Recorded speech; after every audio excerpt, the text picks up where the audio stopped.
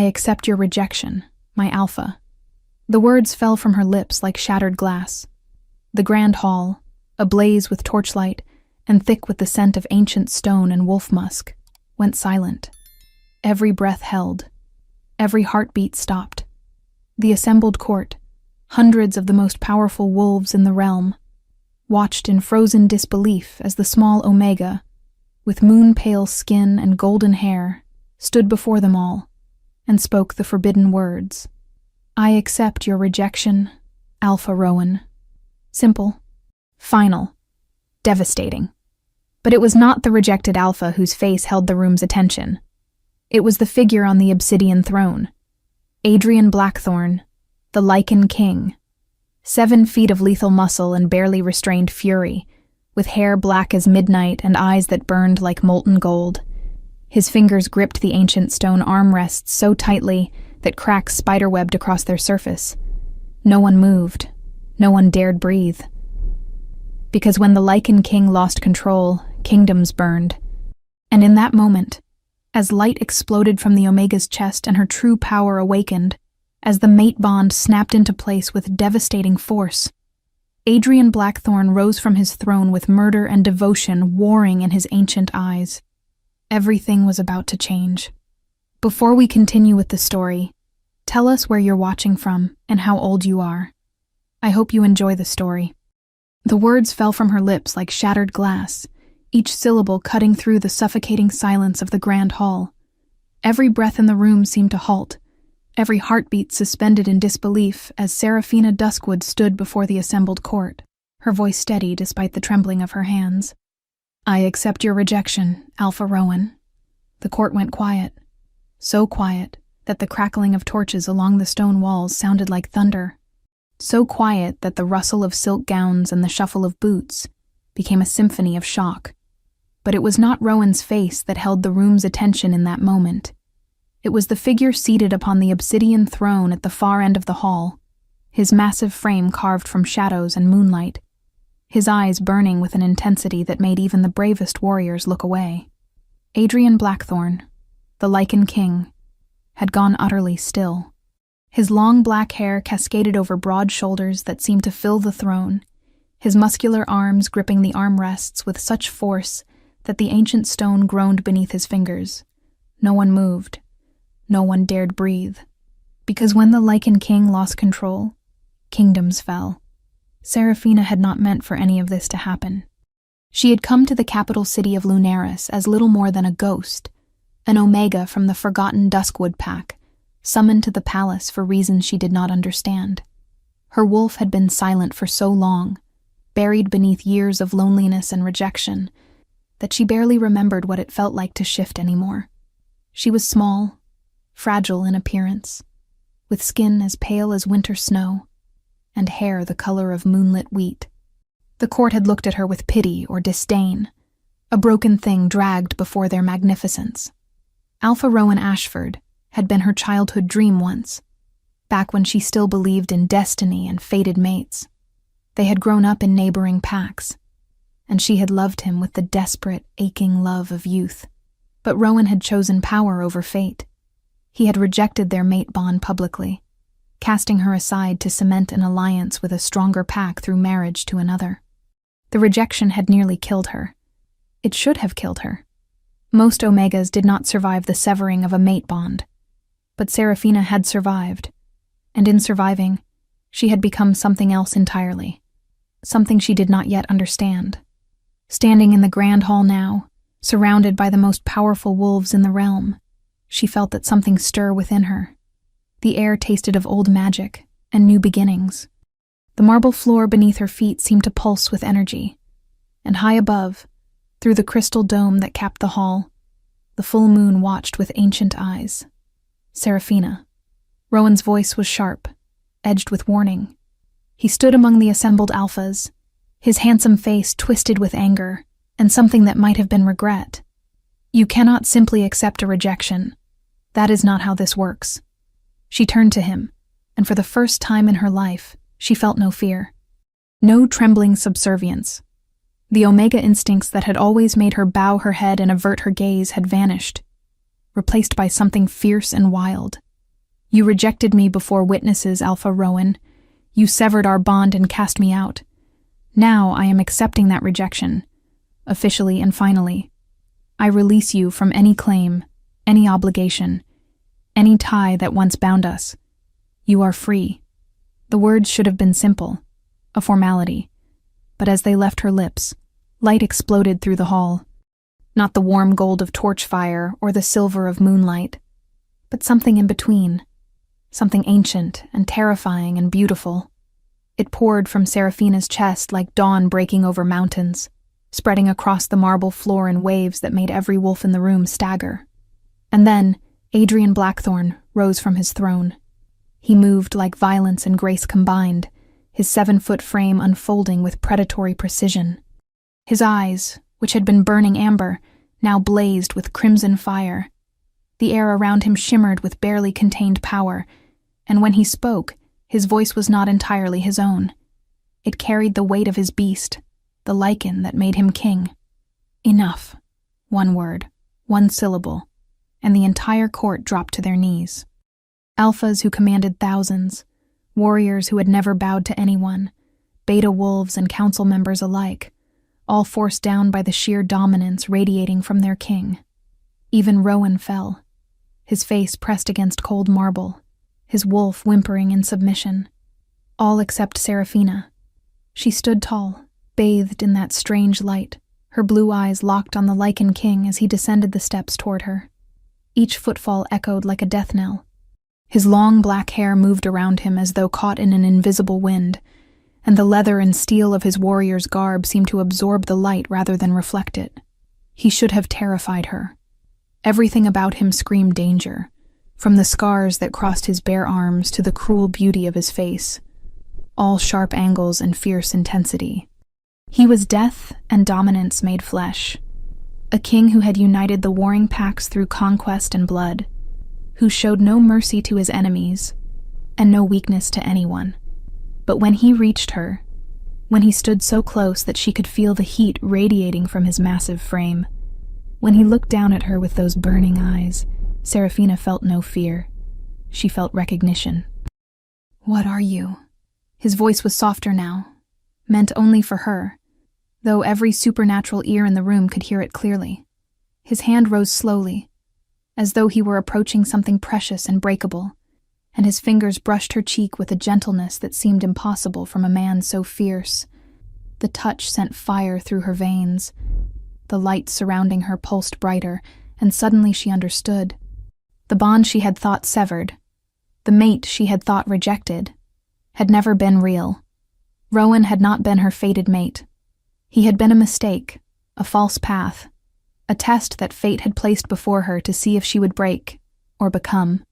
She had become, and her true mate stood before her now, terrified and awed and barely holding on to his control. "I am yours," she whispered, and the world shifted. Adrian's control shattered.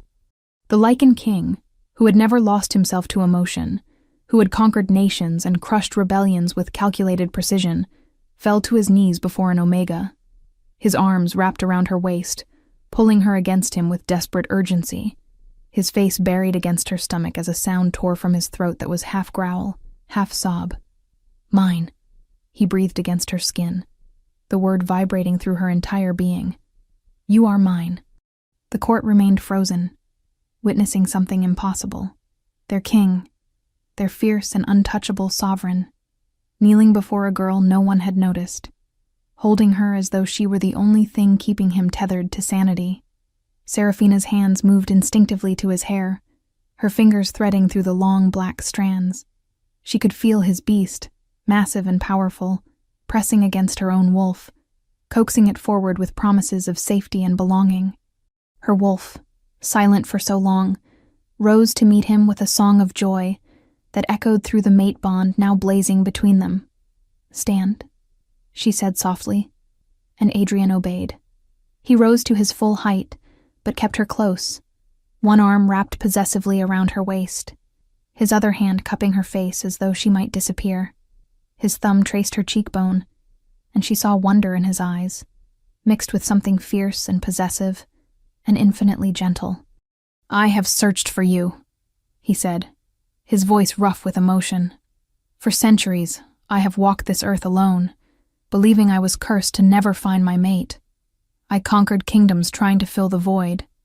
I became something cold and hard because I thought there was nothing soft left in this world for me. His forehead touched hers, and she felt him trembling. And all this time, you were here, suffering, being broken by fools who could not see what you truly are. What am I?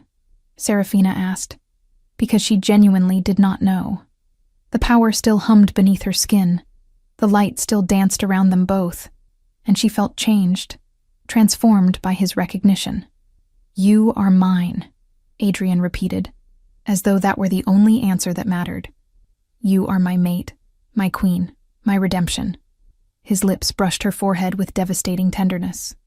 You are the reason I was born to be king, so that I could be strong enough to protect you, to deserve you, to keep you safe from a world that tried to destroy something precious. Behind them, the court began to stir. Rowan lifted his head, his face pale with understanding and horror at what he had done, what he had rejected. The other alphas watched with a mixture of shock and calculation, already adjusting their political strategies now that their king had found his mate. The council members whispered among themselves, and the servants pressed against the walls, eager to spread the gossip of what they had witnessed. But Adrian did not care. He lifted Seraphina into his arms as though she weighed nothing, cradling her against his chest with infinite care. She gasped at the sudden movement, her hands gripping his shoulders, feeling the solid muscle beneath her palms and the steady, powerful beat of his heart. The council meeting is over, Adrian announced, his voice carrying that tone of absolute authority that no one questioned. Anyone who wishes to contest my claim to this woman may challenge me now. Silence. Not even a whisper. To challenge the Lycan king was death, but to challenge him for his mate would be something worse than death. It would be facing a beast who had finally found the one thing in existence worth protecting. Good. Adrian turned and carried Seraphina toward the massive double doors at the back of the hall, the crowd parting before them like water before a ship. As they passed through the doorway into the cool night air, she heard the chaos erupt behind them. Voices raised in speculation and shock, but Adrian's steady pace never faltered. The palace grounds were beautiful in the moonlight. Gardens of night-blooming flowers releasing their perfume into the air, fountains singing their eternal songs, stone pathways winding through ancient trees. Adrian carried her through it all as though he had forgotten the rest of the world existed, his eyes never leaving her face, his grip never loosening. Where are we going? Seraphina asked softly, though part of her did not care. She felt safe for the first time in her life, wrapped in his arms, surrounded by his scent of pine and smoke, and something uniquely him. Away from them, Adrian replied. Away from their stares and their politics, and their inability to see you as anything but an omega to be pitied or used. His jaw clenched, and she saw the rage simmering beneath his careful control. I want to kill him. The fool who rejected you. I want to tear him apart for making you suffer. She touched his face, drawing his burning gaze to hers. He does not matter anymore. You matter. Adrian stopped walking, standing beneath an ancient oak tree whose branches formed a canopy above them. He set her down gently, but his hands immediately returned to her, one cupping her face, the other resting on her waist as though he could not bear not touching her. You matter more than anything in this world, and I need you to understand something. Seraphina Duskwood. The way he said her name, like a prayer and a promise combined, made her breath catch. I am not a good man, Adrian continued, his voice low and intense. I have done terrible things to secure my throne, to unite the packs, to eliminate threats to my people. I am brutal to my enemies, ruthless in battle, and cold to those who serve me. The court fears me. The other kings avoid me. I have built an empire on blood and dominance, and I do not regret a single decision that brought me here. His thumb traced her lower lip, and his eyes softened with something that looked like vulnerability. But with you, I want to be different. For you, I will be different. You will never see the monster they fear. You will only know the man who would burn the world to keep you safe, who would tear out his own heart if it meant you could be happy. His forehead touched hers again, and she felt moisture on her cheeks that might have been his tears or hers. I will be gentle with you. I will be patient. I will be whatever you need me to be, because you are the only thing in 800 years that has ever mattered to me. Serafina's hands rose to frame his face, her fingers tracing the strong line of his jaw, the sharp cheekbones, the slight crook in his nose where it had been broken and healed. He leaned into her touch like a wolf starved for affection, his eyes closing briefly as though her gentleness caused him pain. I do not want you to be anyone other than who you are, she told him, and she meant it with every fiber of her being. You are my mate, Adrian Blackthorne, the fierce king and the gentle man, the warrior and the protector. I do not fear you. I never could. His eyes opened, and what she saw there stole her breath. Need. Desperate, aching need. Loneliness that stretched back centuries. And underneath it all, love that was already blooming between them like wildflowers in spring. Too strong to be stopped. Too beautiful to be denied. I have lived too long alone, Adrian whispered, and the admission seemed to cost him. I did not know how empty I was until I saw you standing in that hall, accepting a rejection that should never have been given, glowing with power that those fools could not even comprehend. In that moment, everything I have ever done made sense. Every battle, every sacrifice, every cold night alone, it was all leading me to you. Then we have both been waiting, Serafina replied softly, waiting for the moment when fate would finally bring us together. He kissed her then, and it was nothing like she had imagined. It was soft and questioning, a brush of lips that asked permission even as it promised devotion. His hands cradled her face with such careful reverence that tears spilled down her cheeks, and when he tasted those tears, he pulled back with a sound of distress. I am sorry, he breathed against her lips. Did I hurt you? She laughed through her tears, a sound of joy and wonder. No, you could never hurt me. These are happy tears, my king. Adrian, he corrected, his voice fierce. When we are alone, you call me Adrian. Not king, not lord, not any title. Just my name from your lips. Adrian, she repeated, tasting his name like honey. My Adrian. Yours, he agreed, and kissed her again, deeper this time but still achingly gentle, as though she were made of glass and moonlight. His tongue traced the seam of her lips, and when she opened for him, the sound he made was pure satisfaction. The kiss grew heated, their bond flaring brighter, their wolves calling to each other in voices of joy and hunger. When they finally broke apart, both breathing hard, Adrian rested his forehead against hers and laughed. The sound was rusty, as though he had not laughed in years, but it was genuine and warm and full of wonder. I do not know how to do this, he admitted. I have spent centuries learning how to be a king, a warrior, a leader, but I do not know how to be a mate. I do not know how to love someone without destroying them with the weight of what I feel. Serafina smiled, her hands still cradling his face. Then we will learn together, because I have never been loved before, not truly, and I do not know how to accept it without fear. But I want to try. With you, I want to try. He nodded, and she saw something in his expression ease, some tension she had not realized he carried. Together, he agreed. I can do anything if you are beside me. They stood beneath the ancient oak for a long time, holding each other as the moon traveled across the sky and the night deepened around them. Adrian told her things he had never spoken aloud, about the loneliness of command, about the weight of a crown that could never be set down, about nights when he had stood on his balcony and howled his despair to an uncaring moon. She told him about her childhood in the Duskwood Pack, about the rejection that had nearly killed her, about the years of silence when her wolf had disappeared, and she had thought herself broken beyond repair. And with each confession, with each shared pain, their bond grew stronger. The mate mark began to form on her neck, a silver pattern that looked like wolf tracks leading to a crown, and Adrian traced it with reverent fingers, his touch sending shivers through her entire body. "Will you come with me?" he asked finally, as dawn began to paint the eastern sky with shades of rose and gold. "To my chambers, to my home, to my life. I know this is sudden, and I will wait if you need time, but every instinct in me is screaming to claim you, to mark you, to make it so clear that you are mine that no one would ever dare question it." Serafina looked up at him, at this fierce king who had fallen to his knees before her, who had carried her away from the court like she was precious beyond measure, who had bared his soul beneath an oak tree and asked her to learn to love alongside him. "Yes," she said simply. "Take me home, Adrian." The smile that broke across his face was blinding.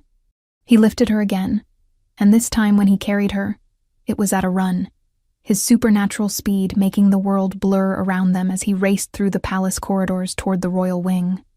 Servants scattered before them, and guards saluted sharply. But Adrian did not slow until he reached a set of massive double doors carved with wolves and crowned with silver. He shouldered through them into a chamber that stole her breath. It was enormous, the ceiling lost in shadows far above, dominated by a bed that could sleep 10 people comfortably. But despite its size, the room felt warm, lived in. Books lined shelves along one wall, weapons hung on another, and through massive windows, she could see the city of Lunaris spreading out below them, lit by the first rays of dawn. Adrian set her down carefully in the center of the room and stepped back, his hands clenched at his sides as though it took all his control not to touch her. "This is my sanctuary," he said quietly. "No one enters without my permission. Not servants, not guards, not even council members. It is the one place in this palace where I can simply be, without the weight of the crown." He turned to face her fully, and she saw vulnerability in his eyes. "I want you here, Serafina. Not as a guest, but as the other half of my soul. I want to wake up beside you and fall asleep holding you. I want your scent in my bed and your laughter in these halls. I want everything with you, but only if you truly want it too." She walked to him slowly, her heart so full it ached. When she reached him, she took his hands in hers, feeling the calluses from sword and claw, the warmth of his skin, the slight tremor that betrayed his nervousness. "I want this," she told him. "I want you. All of you. The king and the man. The fierce and the gentle. I want to build a life with you. To learn what it means to be your mate and your queen. I want to fill this room with our love until it overflows." Adrian's control snapped. He pulled her against him, his mouth finding hers in a kiss that was all hunger and need and desperate relief. His hands roamed her body, not to claim, but to learn, tracing her curves through the simple dress she wore, mapping every inch of her as though memorizing something sacred. "You are so beautiful," he breathed against her neck, his lips trailing fire along her skin. "So small and perfect in mine. I could hold you with one hand, break you without meaning to, but all I want is to worship every inch of you." She arched into him, her fingers threading through his long black hair, pulling him closer. "I am stronger than I look," she assured him, gasping as his teeth grazed the spot where he would place his mark. "You will not break me, Adrian. Love me without fear." He groaned, the sound vibrating through her chest, and suddenly they were moving. He lifted her easily, carrying her to the massive bed and laying her down with such careful reverence that she wanted to weep. He followed her down, caging her body with his much larger frame but careful to keep his weight off her. "Tell me if I am too much," he demanded, his eyes searching hers. "Tell me if you need me to stop, to slow down, to be gentler. I will carve out my own heart before I hurt you." In answer, she pulled him down for another kiss, showing him without words that she trusted him completely. Their bond blazed between them, gold and silver light filling the room as they came together for the first time. Two souls finally united after centuries of searching, two broken pieces made whole. Adrian was achingly careful with her, treating her as though she were made of spun glass, but she could feel the leashed power in him, the beast that wanted to claim and possess, but held back for her sake. She encouraged him with soft words and gentle touches, showing him that she wanted all of him, not just the carefully controlled version. When he finally marked her, his teeth sinking into the soft skin of her neck, the pleasure that ripped through her was transcendent. Their bond snapped fully into place, a connection so complete that she could feel his emotions as clearly as her own. His fierce joy, his overwhelming love, his relief at finally finding her mixed with her own wonder and happiness until she could not tell where he ended and she began.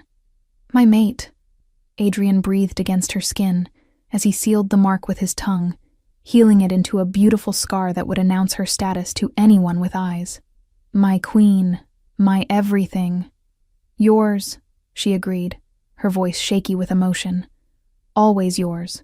They lay together afterward, tangled in silk sheets as dawn filled the room with golden light.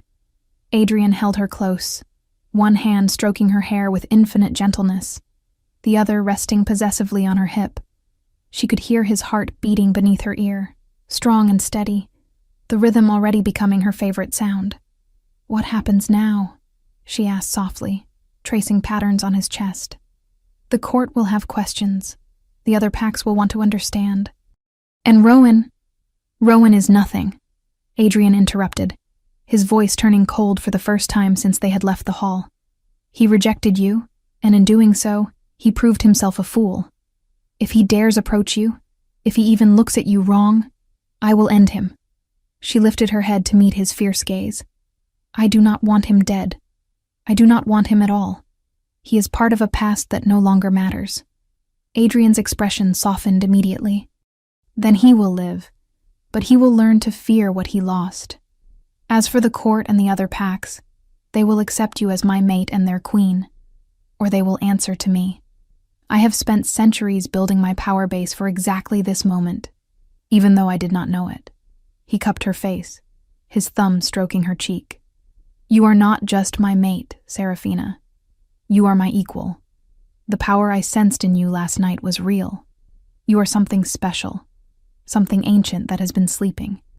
Together, we will be unstoppable." She did not know what he meant about ancient power, but she trusted him. She trusted this fierce king who held her so gently, who had vowed to be different for her, who looked at her as though she hung the moon and stars. "Tell me about your kingdom," she requested, settling back against his chest. "Tell me about the people I will serve as queen." And he did. As the sun climbed higher in the sky, Adrian told her about the United Packs, about the territories he governed, about the challenges they faced and the dreams he had for their future. His voice was warm and animated as he spoke of his people, and she heard the love he had for them, even as he described the hard decisions he had to make. She listened and asked questions, learning about the world she would help him rule, about the responsibilities she would shoulder. It should have been terrifying, but with his arms around her and their bond humming with contentment, she felt only excitement. She had spent so long being nothing, being invisible and unwanted. Now she would be everything. A mate, a queen, a partner to the most powerful wolf in existence. When the sun reached its zenith, a knock came at the door. Adrian growled low in his chest, clearly displeased by the interruption, but he called out permission to enter. A nervous servant appeared, keeping her eyes carefully averted. "Your Majesty, the council requests an audience. They say it is urgent." "Tell them I will attend this evening," Adrian replied dismissively. "I am occupied." The servant fled, and Seraphina laughed against his chest. "You cannot ignore your responsibilities forever." "I can try," he replied stubbornly, pulling her closer. "I have earned one day of peace with my mate. They can survive without me for a few hours." But eventually, duty called them both back. Seraphina bathed in the enormous marble tub attached to his chambers, washing away the remains of her old life, while Adrian watched from the doorway, his eyes tracking her every movement with possessive intensity. When she stepped out, he was there with soft towels, drying her with careful attention, before presenting her with a gown of midnight blue silk. "This was my mother's," he said quietly, helping her into it. "She died 300 years ago, but I kept her things, hoping that one day my mate would wear them." The gown fit perfectly, as though it had been made for her. Adrian clasped a necklace of silver and sapphires around her neck, his fingers lingering on her marked skin. "You are breathtaking," he murmured, turning her to face a full-length mirror. "Look at yourself, Serafina. Look at what you have become."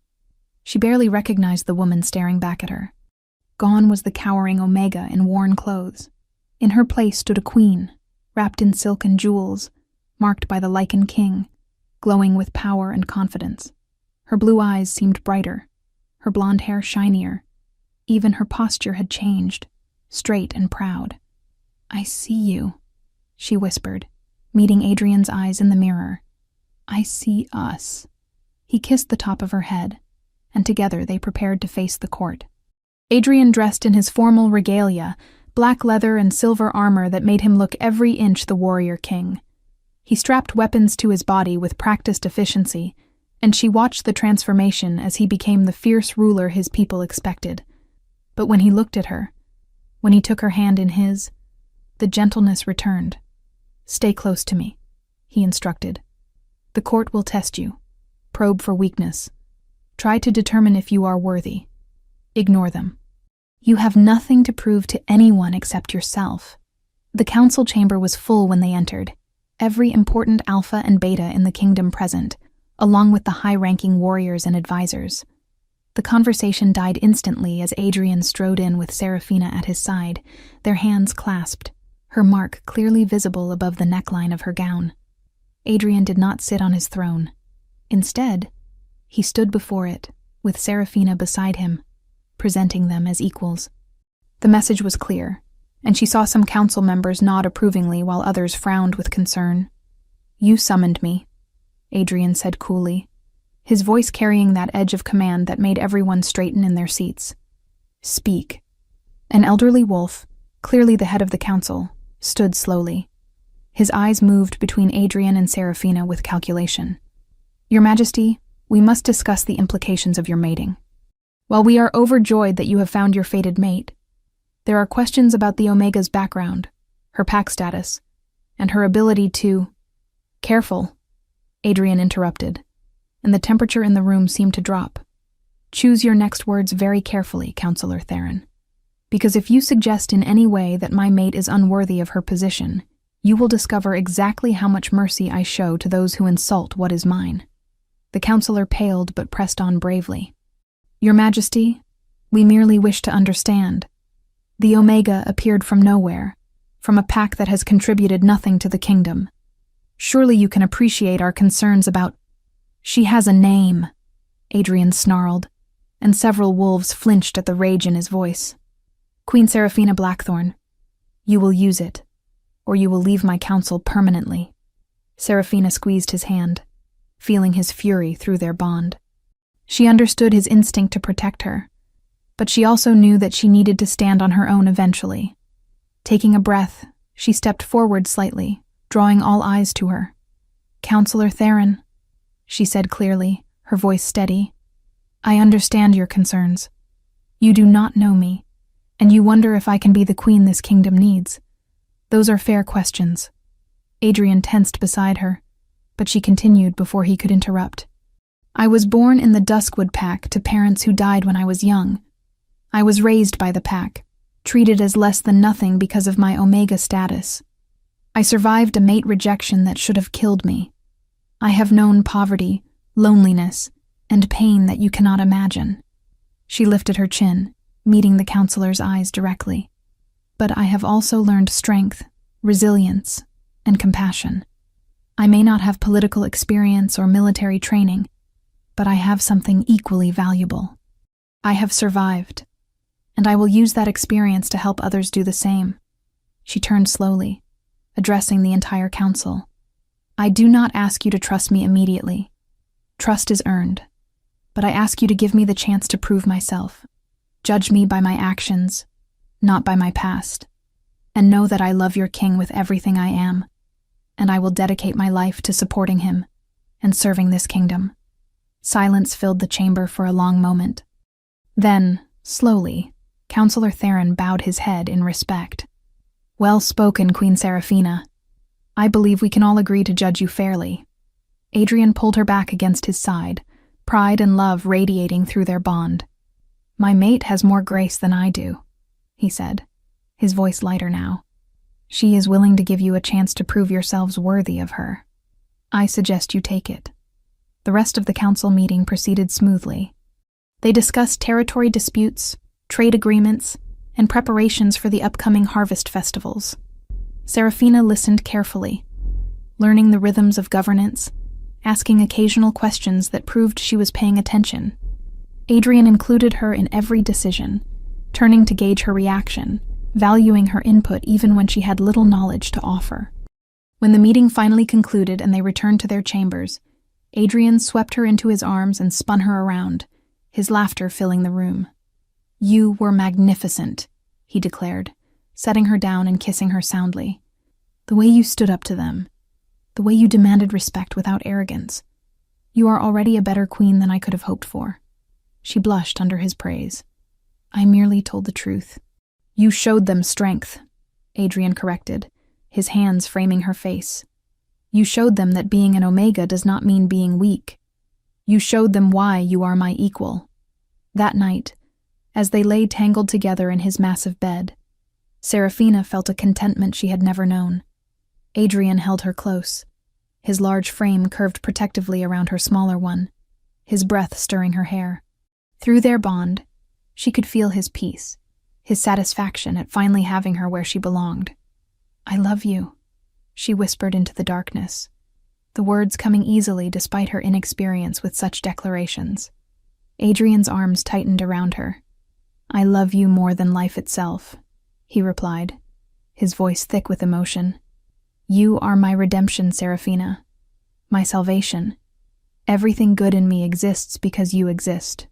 She turned in his arms to face him, seeing his features softened by shadows and moonlight. Tell me about your past, she requested.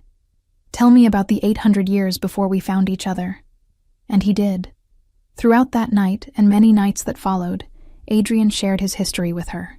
He told her about his childhood in a time when the packs were constantly at war, about watching his family killed by raiders, about rising through the ranks through skill and savagery until he was strong enough to claim the throne.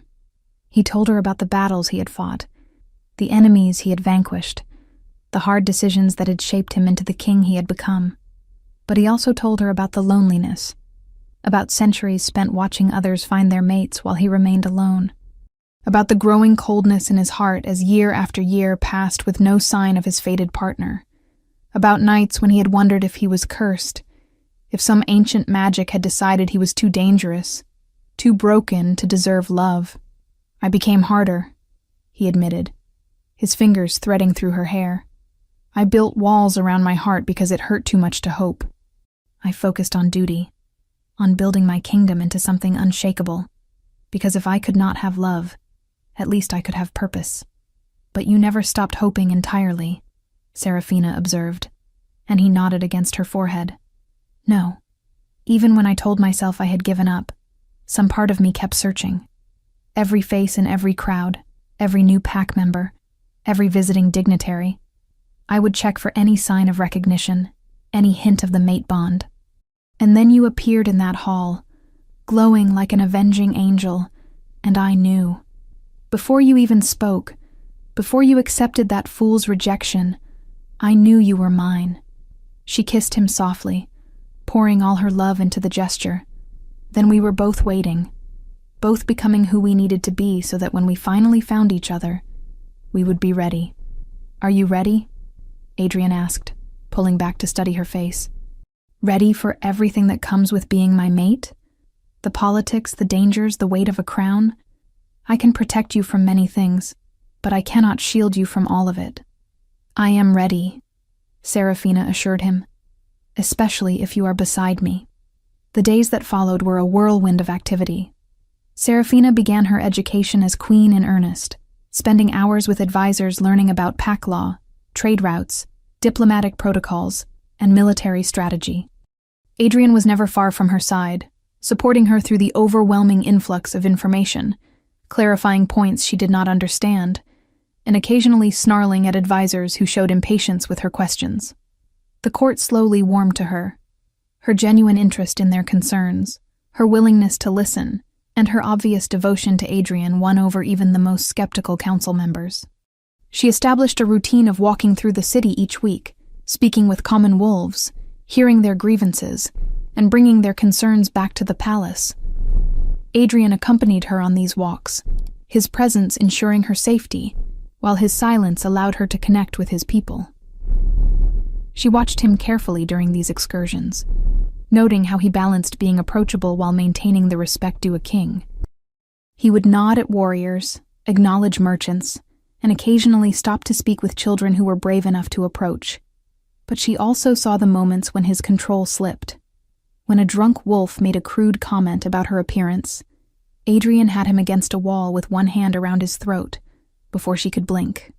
When a rival alpha visited and let his gaze linger too long on her, Adrian positioned himself between them with such clear threat that the alpha apologized profusely. When news arrived of bandits attacking a border village, Adrian's rage was terrible to behold, and he personally led the warriors who hunted them down. Yet always, when he returned to her, the fierceness melted away. He would gather her into his arms, bury his face in her hair, and breathe deeply as though her scent alone could calm the beast within him. He would ask about her day, listen to her concerns, and offer advice or simply comfort as she needed. "You are my anchor," he told her one evening as they sat together on the balcony of their chambers, watching the sun set over Lunaris. "When I am out there, dealing with threats and politics and the endless demands of kingship, I can feel myself becoming colder, harder, but then I return to you, and you remind me that there is still softness in the world, still beauty and kindness and love." She leaned against his solid warmth, her head resting on his shoulder. "You are more than you believe yourself to be. I see the way your people look at you. They do not just fear you, Adrian. They respect you. They trust you to keep them safe, and beneath the fierce exterior, they know there is a good man. They know that because of you," Adrian insisted. "You bring out the best in me, Serafina. Before you, I was a king. With you, I am complete." 2 months after their mating, Serafina woke to find Adrian already dressed in his battle armor, strapping weapons to his body with grim efficiency. Fear shot through her, and she sat up quickly, clutching the sheet to her chest. "What is wrong?" He turned to her, and she saw the cold fury in his eyes. "The northern packs are rebelling. They claim I have grown soft since finding my mate, that I am distracted and weak. They think this is the perfect time to challenge my authority." Ice filled her veins. "When do you leave?" "Within the hour." He crossed to the bed and knelt beside it, taking her hands in his much larger ones. "I have no choice, Serafina. If I do not put down this rebellion swiftly and decisively, others will follow. I must remind them why I am king." She nodded, understanding even as her heart ached at the thought of him in danger. "How long will you be gone?" "A week, perhaps 2. No more." His jaw clenched. "Every moment away from you will be torture, but I must do this. I must keep you safe, and the only way to do that is to eliminate threats before they grow stronger." "Then go," she said, cupping his face with trembling hands. "Do what you must. I will be here when you return." Adrian's control wavered.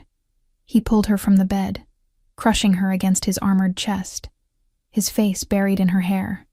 "I have never feared battle before," he admitted roughly. "But now I have something to lose. Now I have you, and the thought of not returning, of leaving you alone." "You will return," Serafina interrupted fiercely. "You are the strongest wolf alive, Adrian Blackthorn. You will crush this rebellion and come back to me, because I will not accept any other outcome." He laughed shakily and kissed her with desperate intensity, as though trying to memorize the taste of her. "I love you," he breathed against her lips. "More than anything in this life or the next." "I love you," she returned. "Now go. The sooner you leave, the sooner you can come home." Watching him ride out at the head of his army was one of the hardest things Serafina had ever done. She stood on the palace walls, her hand pressed over her heart where the mate bond throbbed with Adrian's determination and barely concealed worry. She remained there long after the last warrior disappeared from view, until the sun climbed high in the sky and her ladies-in-waiting gently coaxed her back inside. The week that followed was torture. Seraphina threw herself into her duties, keeping busy so she would not think about Adrian in battle, facing enemies who wanted him dead. But at night, alone in their massive bed, she felt his absence like a physical wound.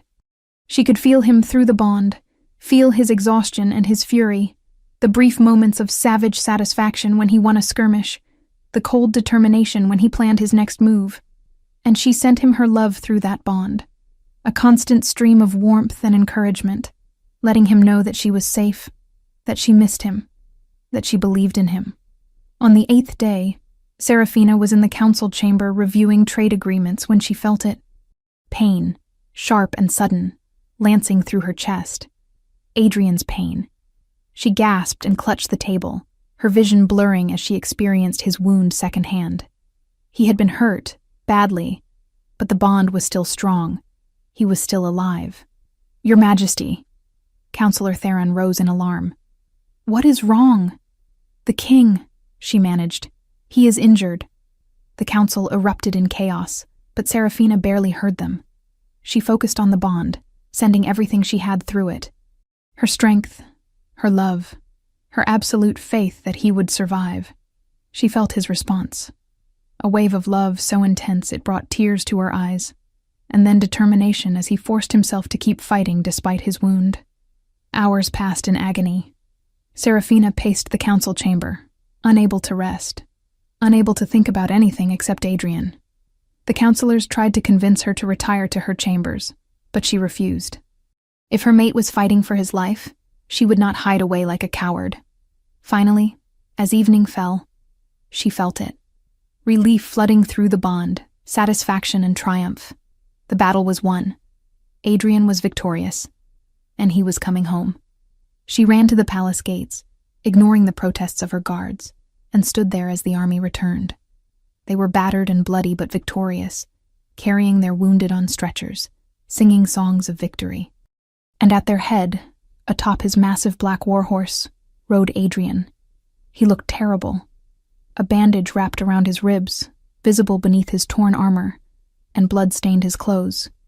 But his eyes found hers immediately, and the smile that broke across his face was brilliant. He dismounted before his horse had fully stopped, and Seraphina launched herself at him, not caring about propriety or the blood or the watching army. He caught her, wincing slightly but holding her tight, his face buried in her neck as he breathed in her scent. "You are home," she sobbed against his shoulder. "You came back to me. Always," Adrian vowed, his voice rough with exhaustion and emotion. "I will always come back to you. Nothing in this world or any other could keep me from your side."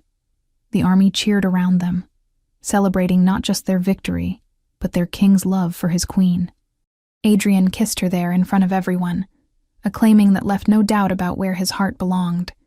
When he finally pulled back, he kept one arm around her waist, as though he could not bear to let her go even for a moment. "Take me home," he requested quietly. "Let me wash off the blood and death. Let me hold you and remember why I fight." She did exactly that. She led him to their chambers, helped him remove his armor, and carefully cleaned his wounds. The injury to his ribs was serious, a deep gash from an enemy's blade, but already healing thanks to his supernatural constitution. She bandaged it with gentle hands, pressing kisses to the surrounding skin, her tears falling on his chest. "Do not cry for me," Adrian murmured, wiping her tears away. "I am fine. This wound is nothing compared to the agony of being away from you. You could have died," Seraphina whispered. "I felt it when you were hurt. I felt your pain, and I was terrified." He pulled her up to straddle his lap, mindful of his injury but needing her close. "I had you in my heart," he told her, his hands cupping her face. "Every time I struck down an enemy, I thought of you. Every strategy I devised, every order I gave, it was all to end the battle quickly, so I could return. You kept me alive, Seraphina. Your love was my shield." She kissed him desperately, pouring all her relief and love into the connection. He responded with equal fervor, his hands tangling in her hair, his body responding to hers despite his exhaustion. They came together slowly, carefully due to his injury, but with an intensity that left them both shaking.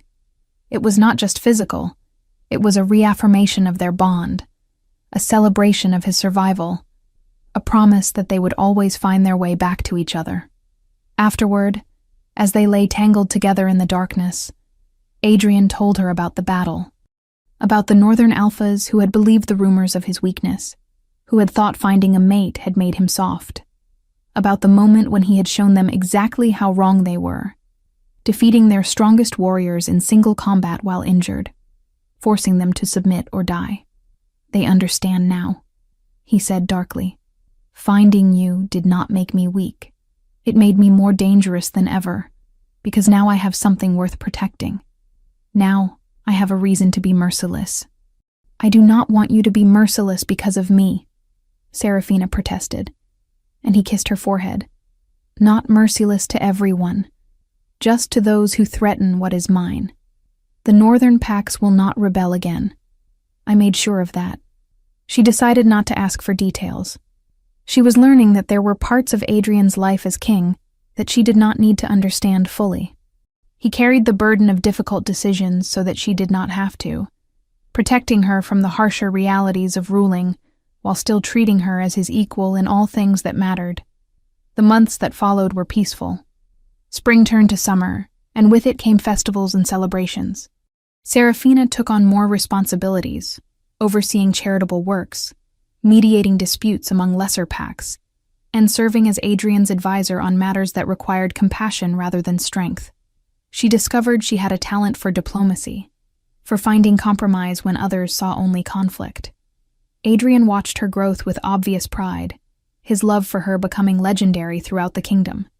Stories spread of how the fierce Lycan king worshipped his Omega queen, how he deferred to her judgment, how he would stop in the middle of a council meeting if she entered just to kiss her forehead and ask about her day.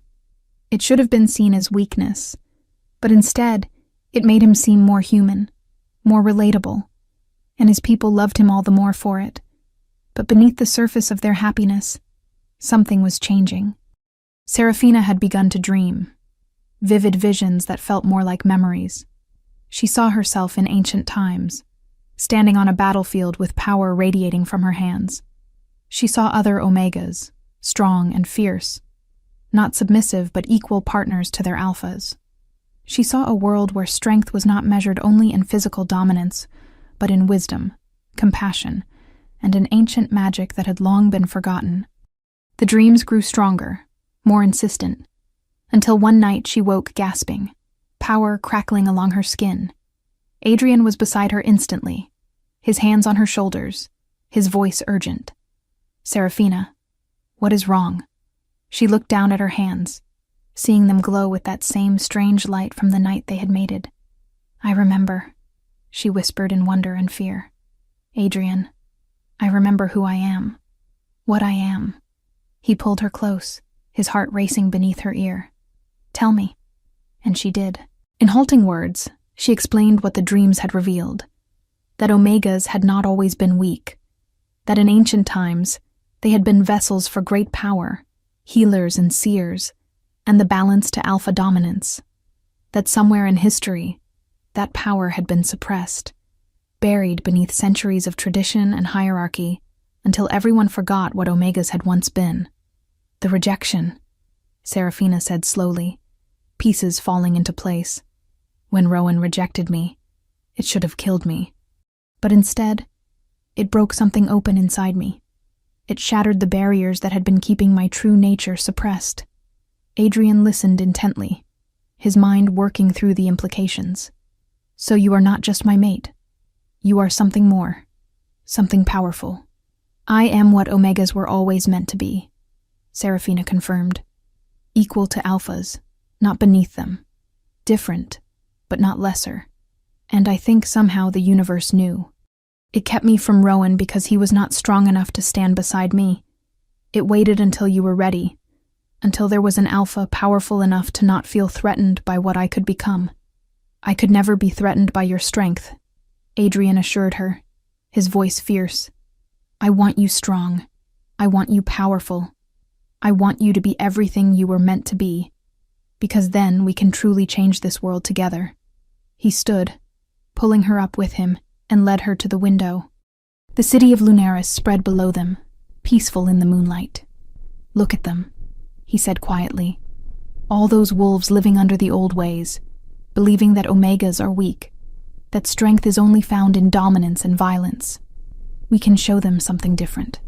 Serafina leaned against him, feeling his certainty and his excitement through their bond. "How?" "By being who we are. By showing them that the strongest king in history stands beside his Omega Queen as an equal. By letting you shine. By supporting you as you reclaim the power of your bloodline." He turned her to face him, his eyes blazing with passion. "We will not force change on anyone. We will simply live our truth and let them see that there is another way." Over the following months, that is exactly what they did. Serafina stopped hiding her power. She used it to heal wounds that would have been fatal, to resolve conflicts with wisdom that seemed beyond her years, to protect the palace when threats emerged. She trained with Adrian, learning to fight not despite being an Omega, but in ways that honored her unique strengths, and the kingdom watched. They saw their fierce king defer to his queen's judgment. They saw him learn from her, grow with her, become even better because of her influence. They saw that she did not diminish him but enhanced him, that together they were unstoppable. Other Omegas began to change. Inspired by their queen, they started speaking up, pursuing their own talents, refusing to be relegated to subservient roles. Some Alphas resisted, clinging to old ways, but others embraced the shift, finding that their Omega mates had strengths they had never been allowed to show. It was a revolution, but a quiet one. A fundamental reshaping of society that happened one changed mind at a time, one couple choosing equality at a time, one parent teaching their children differently at a time. And through it all, Adrian and Serafina remained at the center, living proof that love and respect could create something stronger than dominance ever could. On the anniversary of their mating, Adrian surprised her by leading her back to that ancient oak tree where he had first carried her. The gardens had been transformed, lit by thousands of lanterns, flower petals scattered along the paths, and beneath the oak, he had placed a simple stone bench. "I wanted a place that was just ours," he explained as they sat together, her body tucked against his side, away from the throne room and the council chamber, a place where we are just Adrian and Serafina, not king and queen, where we can remember how we started. She turned in his arms, overwhelmed by love for this fierce, gentle man who had become her entire world. "I would have nothing without you," she told him. "You gave me more than a crown or a kingdom. You gave me myself. You showed me that I was never broken, only waiting to be found. And you showed me that strength is not the absence of softness," Adrian replied, his thumb tracing her lips. "You taught me that I could be king and man, warrior and mate. You made me complete." They kissed beneath the ancient oak, surrounded by lantern light and night-blooming flowers, while above them, the full moon watched with approval.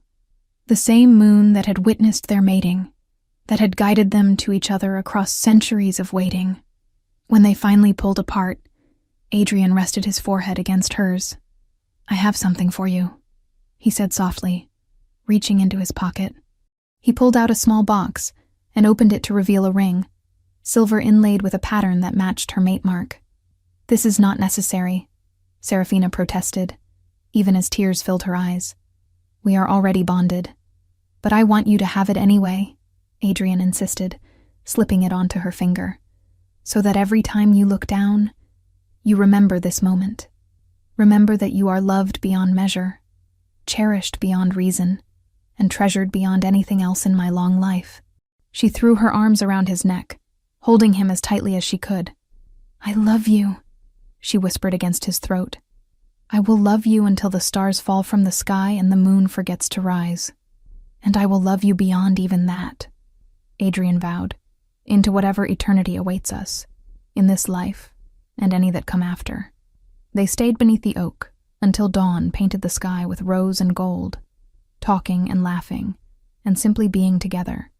And when they finally returned to the palace, hand in hand, they walked not as king and queen, but as partners, as equals, as two souls who had found each other against impossible odds and created something beautiful from their union. The years that followed were full of challenges and triumphs. There were threats to face, changes to implement, a kingdom to nurture and protect.